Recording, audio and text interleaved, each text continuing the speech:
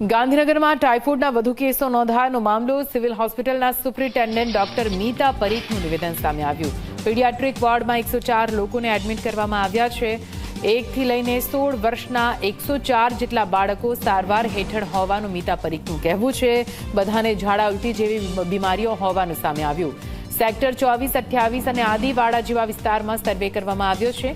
પાણી પીવા લાયક ન હોવાનું પણ રિપોર્ટમાં સામે આવ્યું. અમારે અત્યારે 104 પીડિયાટ્રિક પેશન્ટ એડમિટ છે F2 અને E2 વોર્ડમાં, અને એક નવું વોર્ડ સ્ટાર્ટ કર્યું છે 604માં.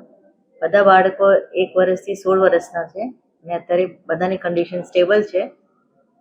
પેશન્ટ હાઈ ગ્રેડ ફીવરથી આવેલા હતા અને કોઈ પેશન્ટને એબડોમિનલ પેઇન, વોમિટિંગની હિસ્ટ્રી છે અને ટ્રીટમેન્ટમાં બધાને સારી IV ફ્લૂઇડ્સ અને ઇન્જેક્શન્સ, એન્ટીબાયોટિક્સ આપેલા છે.